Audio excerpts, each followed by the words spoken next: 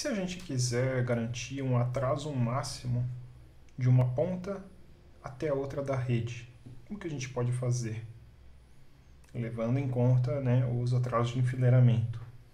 Bom, vamos olhar para uma intuição aqui. Se a gente somar tudo, né, os atrasos devido à paquetização, à propagação, os atrasos de enfileiramento, a gente tem aí um atraso total e a gente limita isso. Então, esses valores são fixados, né, P, C, L, I e RI, e daí a gente precisa saber um limite superior para o Q1, Q2 e Q3, de forma que a gente consiga saber qual que é o limite superior desse atraso total, né? Qual que é o valor máximo que esse Q1, que esse Q2, que esse Q3 podem assumir. E daí a gente somando, né, o valor máximo de Q1, o valor máximo de Q2, o valor máximo de Q3, mais esses que são fixos, a gente tem aí qual que vai ser o máximo atraso que vai ser obtido aqui de uma ponta até a outra. Bom, como que a gente calcula esse atraso? Fácil, não era L max dividido por R? Não, calma. Tá? Deixar bem claro, o que a gente viu antes é L max dividido por R, lá do WFQ, é o atraso desde que o pacote foi agendado. Não é isso que a gente quer aqui, a gente quer o atraso desde que o pacote entrou na fila. Tá? Bom, mas tudo bem, a fila é feita de memória, né? Ela vai ter um tamanho máximo B, né? Que é a quantidade de memória que a gente tem disponível para a fila. Então, a gente pode assumir que o atraso vai ser no máximo B dividido pela taxa aqui de saída desse enlace de saída R, né? Que aí seria o caso da fila completamente cheia. Encheu totalmente a memória, não tem mais onde pôr bit. Então esse vai ser o atraso máximo. Então, por exemplo, se um pacote chega numa fila do tipo FIFO com um tamanho de 1 milhão de bits e a fila é servida por um enlace de saída, né, de 1 gigabit por segundo, então o pacote é garantido que o pacote saia em um tempo de no máximo 1 milissegundo, né, que é um valor dividido pelo outro, né, 1 milhão 10 a sexta, 1 giga 10 a nona.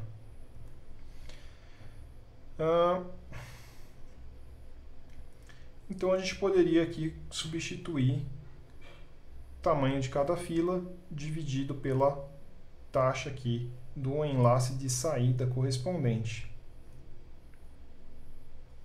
Por que isso é só uma intuição? Isso não diz para a gente o que acontece quando o R2 é menor que o R1, né? Então o R2 está aqui, o R1 está aqui. A gente está pensando num tráfego saindo de A e chegando no B, então o R1 vem antes, né? Se de repente o R2 for menor que o R1, esse enlace de saída não vai dar conta de jogar para fora tudo que está chegando na entrada. Os pacotes vão ser descartados e ele trata todos os pacotes que estão compartilhando uma fila como se fosse um único fluxo grande, né?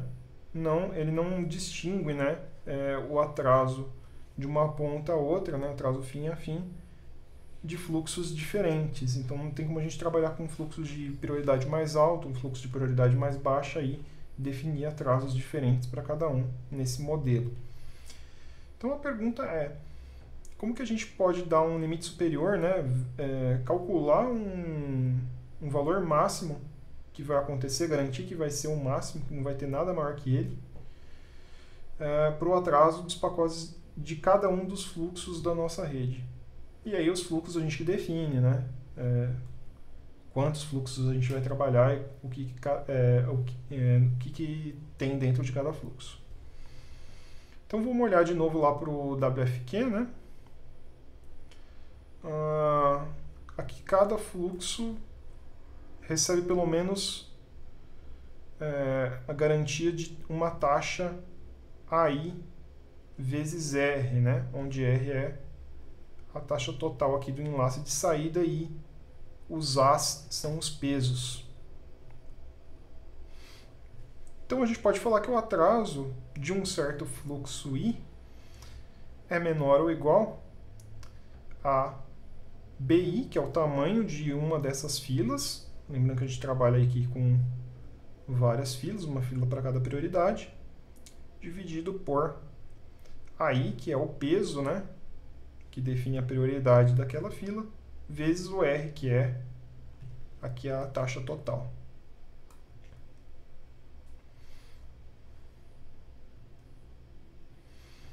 Então vamos supor aqui que o pacote está passando por esse caminho aqui, né?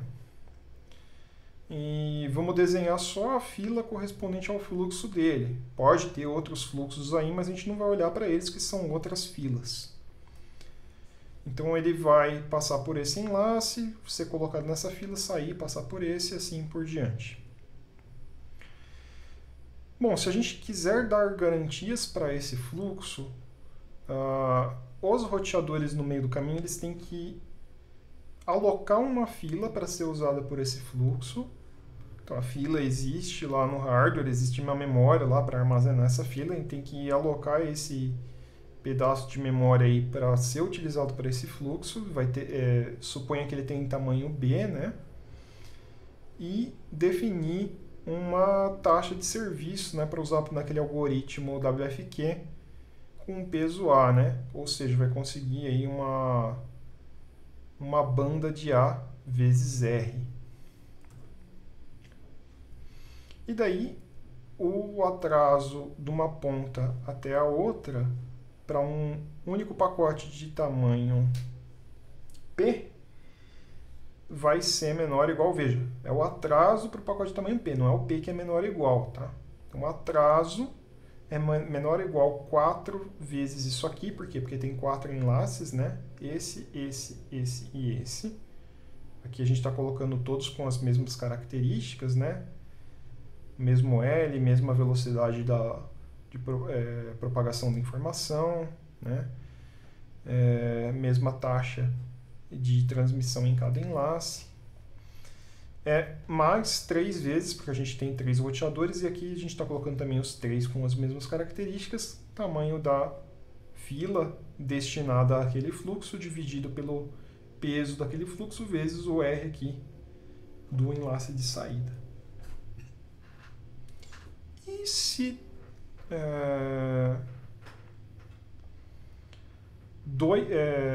dois fluxos entrarem pela rede um em seguida do outro, né? Sem interrupção, né? Um colado nas costas do outro, seria essa expressão aqui do inglês, né? Ou seja, um burst, né? De repente uma taxa bem alta. Bom, quando os pacotes estão bem separados entre si, então o que acontece é que a gente tira da fila o primeiro pacote antes do segundo pacote chegar na fila. Então a gente não tem muito problema, né? A equação que a gente viu é satisfeita. Mas se os pacotes estiverem muito próximos, eles podem chegar mais rápido do que essa taxa de saída, A vezes R, e daí a fila pode estourar, né? Ou seja, ela pode acabar descartando pacotes, porque não tem memória, não tem onde armazenar esses pacotes na fila. Isso pode ser aceitável em alguns casos, né?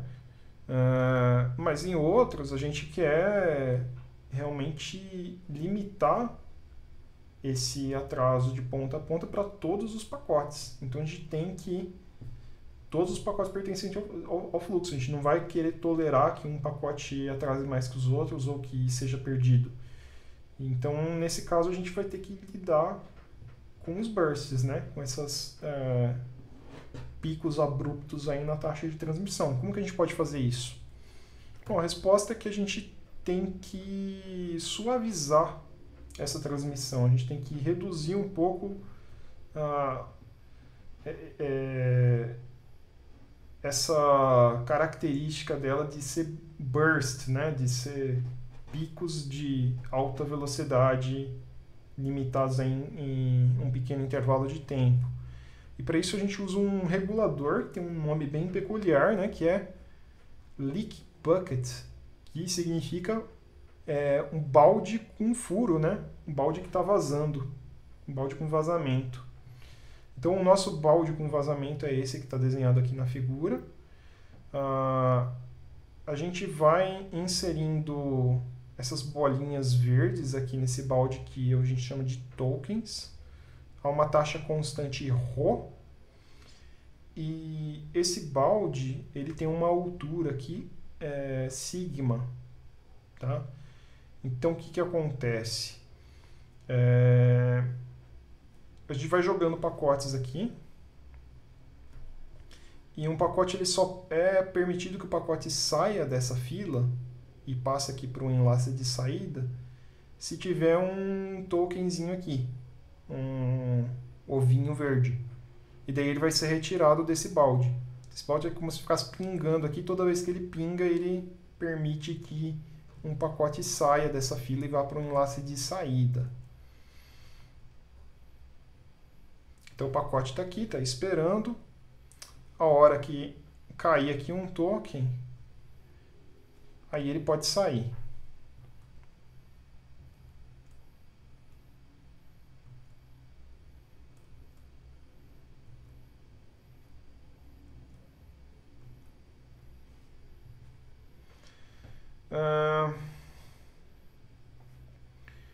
Então o que acontece? O número de bits que podem ser enviados em qualquer período t de tempo, né, é limitado por sigma mais ρ vezes t, porque sigma é o máximo que eu posso ter aqui já pré-alocado para sair, né? Pode ser que esse balde tenha enchido, tem aqui vários tokens dentro dele, e se além disso passar um tempo t, pode ser que entre durante esse tempo t mais ρ vezes t tokens, que estão caindo aqui com essa taxa ρ.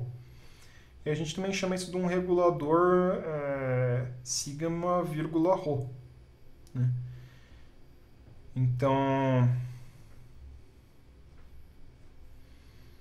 aqui, num determinado instante de tempo, a gente permite que saiam no máximo aqui o sigma mais o ρ vezes o tempo que se decorrer depois disso. Então, o efeito disso sobre essa curva vermelha de entrada, né, é que ela acaba sendo limitada, gerando essa curva verde, né? Então, a gente permite um pouco de burstness, né? Então, de repente, essa taxa ela pode subir abruptamente, só que só por essa tolerância aqui de sigma pacotes que chegaram um em seguida do outro. Depois que passou essa tolerância, ela fica limitada e ela tem que ter essa inclinação ρ. Tá? Então a gente permite esses envios numa taxa abrupta, mas limitado aqui por essa quantidade de pacotes sigma.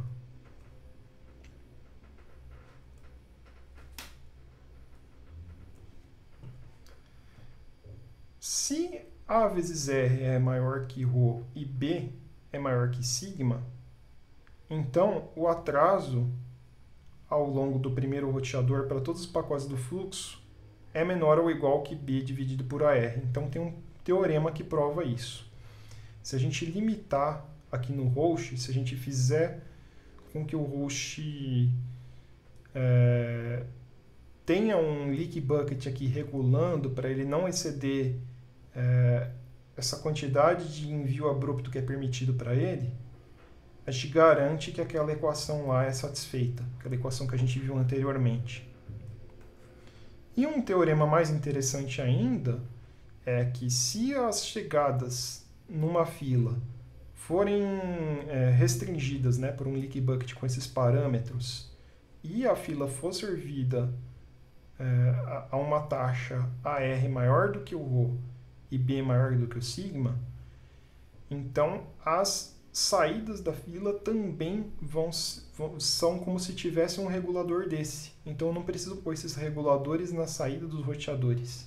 Eu já tenho a garantia matemática de que eles vão estar regulados como se eu tivesse feito um regulador desse na saída de cada um dos roteadores do caminho. Então eu só preciso ter ele no host aqui, na minha ponta. tá? Minha máquina que está lá na borda da rede. Então, se AR maior que ρ e B maior que sigma, né? Para todos os A's, R's e para todos os B's aqui dos roteadores do meio do caminho, então o atraso afim a fim, né? Ou ponta a ponta, de cada pacote desse fluxo de tamanho P, né? Então o atraso dos pacotes de tamanho P, o atraso é menor ou igual àquela equação que a gente já tinha visto.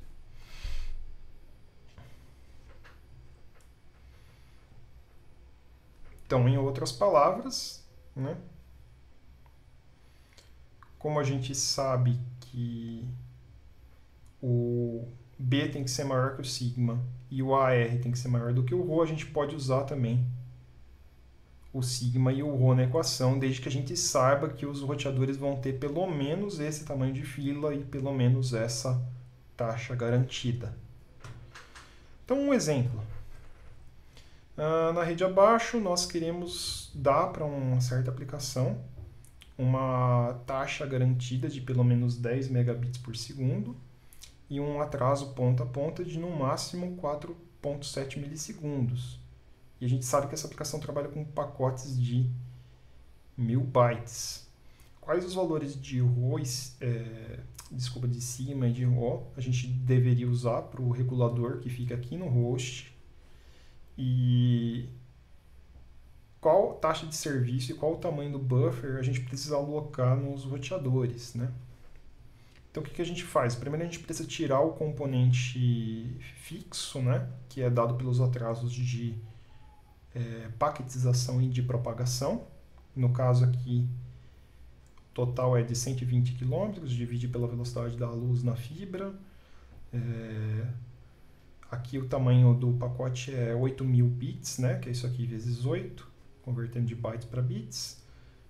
Aqui são as velocidades de cada um dos enlaces aqui, né? 1 gigabit por segundo, 100 megabits por segundo, 1 gigabit por segundo de novo. Então, o atraso total juntando propagação e paquetização vai dar 0,7 milissegundos. Então, desses 4,7, tirando isso, sobra 4 milissegundos de atraso para ser gasto nas filas dos roteadores. A gente pode distribuir isso igualmente, né? Tolerar que cada um desses roteadores tenha 2 milissegundos de atraso, né? Se porventura os dois estiverem numa pior, né? Vai acabar dando 2 mais 2, que é 4, que é o máximo que a gente tolera. E daí isso significa que a fila em cada roteador precisa ser, no máximo, de 2 milissegundos vezes 10 megabits por segundo, que dá 20.000 bits, ou 2.500 bytes. Né? Então a gente já sabe aqui o tamanho que precisa ser alocado para a fila para esse fluxo. Então, portanto, o regulador do balde gotejante, né, balde com vazamento, no host A, precisa ter ρ igual a 10 megabits por segundo, que vejam, é justamente a taxa que a gente quer garantir. E o sigma que tem que ser usado tem que ser menor ou igual a 20.000 bits. A gente pode usar um sigma de 0? Pode. Pode usar um sigma de 10? Pode, mas não pode exceder esse valor. O WFQ precisa ser configurado em cada roteador de forma que garanta pelo menos 10 megabits por segundo usando WFQ, né? E a fila precisa ter capacidade para armazenar pelo menos os 20.000 bits ou 2.500 bytes em cada um dos roteadores. Aí a gente consegue garantir essas características aqui para esse fluxo, né? Essa taxa mínima que vai ser disponibilizada para esse fluxo e esse atraso máximo. Na prática, as coisas são bonitas desse jeito. Então, apesar de muitos equipamentos de rede implementarem o WFQ, muito provavelmente até o roteador caseiro de Wi-Fi que você tem implementa WFQ, as redes públicas não disponibilizam um serviço para que os consumidores possam garantir o atraso de uma ponta até a outra. Então a gente tem uma característica na internet, que a internet é constituída por vários sistemas autônomos que são independentes entre si, eles trocam tráfego por meio de acordos, Então, a gente tem vários provedores que fazem acordos aí num jogo que às vezes é de ajuda mútua, às vezes são acordos comerciais, etc. Cada provedor manda na sua rede, mas ele não manda na rede dos outros. Então acaba sendo muito difícil você conseguir convencer todo mundo da internet a implementar um protocolo desse tipo, porque ele não existe desde o início da internet. Então até você conseguir convencer todo mundo é complicado. Então você precisaria ter coordenação de todos os roteadores de uma ponta até a outra, na qual você quer fazer a transmissão desse fluxo. Existe um padrão, o padrão RFC 4495, que é o RSVP, que foi criado para isso, mas infelizmente não encontrou implementação prática no nível de internet, né? Então a gente encontra esse tipo de mecanismo sendo usado em redes de uma única instituição, dentro da própria instituição, uma única empresa, dentro da própria empresa, mas a gente não encontra uma forma de a gente aplicar isso no nível da internet, passando por vários provedores diferentes e chegando a um destino qualquer. Por quê? Na maioria das redes, uma combinação de over-provisioning, né? Ou seja, você ter muito mais recurso disponível do que você usa, né? Então, de repente, o seu tráfego médio lá diário é de 1 gigabit por segundo, mas você tem um enlace de 10 gigabit por segundo de saída. Então, você está bem longe do máximo que você tem de capacidade. E daí, se você tem algum caso que você não consegue fazer isso, você aplica prioridades. Então, geralmente, as pessoas conseguem fazer isso, elas não precisam recorrer a esses mecanismos mais sofisticados de priorização de tráfego, né, com priorização justa, ponderada, né, com pesos. No entanto, né, como eu comentei agora há pouco, isso aí acaba sendo usado dentro de um único sistema autônomo, né, dentro de uma rede que é gerenciada por uma única instituição, você acaba encontrando, às vezes, esse tipo de mecanismo.